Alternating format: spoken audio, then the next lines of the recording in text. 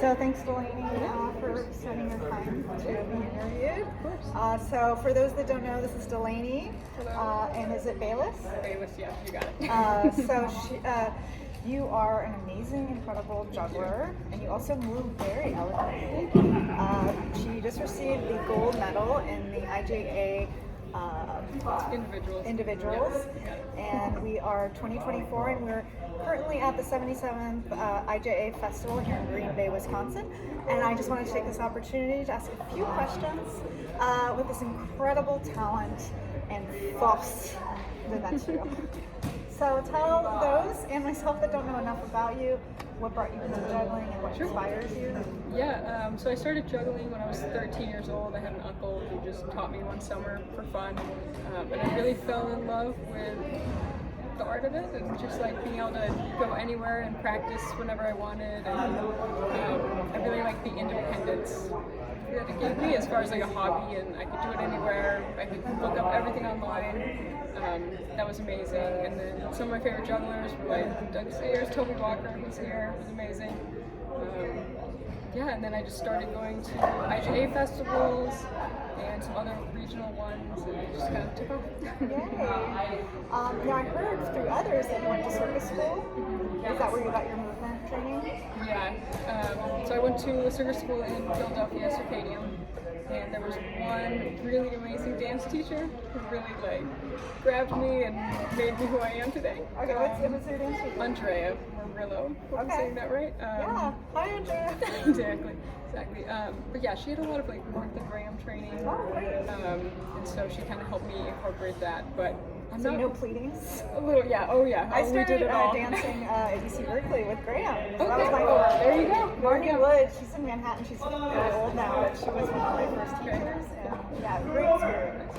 Yeah. So I'm not much of an actual dancer, but I've learned to like create movement that fits my body, and that's half your of it. performance had, because our company, my company does dancing and juggling, so you moved with such eloquence and going on the floor and turning in different directions. And your stage presence also, did you do a lot of any acting? Because you had in person you're very soft and but in the performance you had a very strong presence and a different side I hadn't seen in all the social media.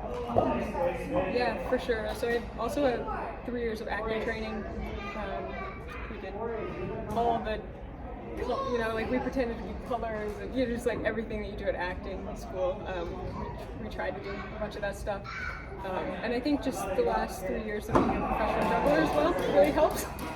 Actually getting stage time is huge. But it's funny because I even look back at some of my juniors acts when I was little, and I wasn't so bad.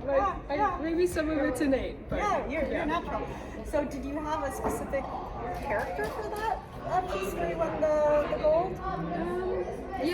I sort of, my coaches made sure I had like some mental imagery of where I was and what I was doing, and kind of a storyline that's more just for me. But yeah, and we worked on what my face was doing, where I was looking, all of that. So for those that don't know who you are, share your numbers, incredible accomplishments. So you can do how many clubs? I can juggle 7 clubs, I can flash 8, I can do 9 rings in practice, flash 10. And then not much of a ball juggler, but I used to juggle 9. So you can actually put 10 rings in the air. Yeah, from one side. That's pretty amazing. Let's see, what do you see? How do you see yourself in the future in your juggling movement? Do you want to have a company? Do you want to do something else? Mm-hmm. What kind of inspires you now? Yeah, it's funny. The other day you passed me in the hall and I said hi, and you said don't spend your whole life juggling. And actually we didn't talk about it, but I kind of have this vision of I approach juggling from a very athletic point of view. And so for me, like a athletic career, you kind of retire when you're 35. So for me, I've got 5 to 10 years left. We'll see how long I do it. And then I want to move on and be an athletic trainer and kind of work with other athletes in their sport and more be on the supporting side of things. Okay, so trainer. Exactly. Would you want to do it in the juggling field, probably? I think I'd love to work outside of it. Oh, really? Yeah, I'd love to work. I love basketball. Olympic sports. I'd love to work for college or something. There's maybe juggling in the Olympics. How do you feel about that? I think very unlikely. If it did happen, that would be incredible, but I just don't think we have the numbers. Would you want to compete in LA?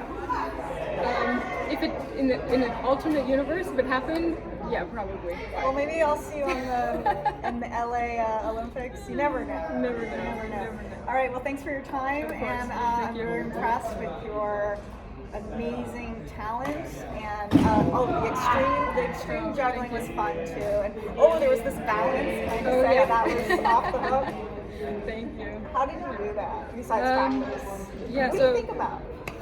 Oh, when I do that trick or any So trick? the trick is you have one club on your forehead, I believe, and you're doing many. Yeah, so it's Right. one with a balance, 4 club overheads, and then dropping the.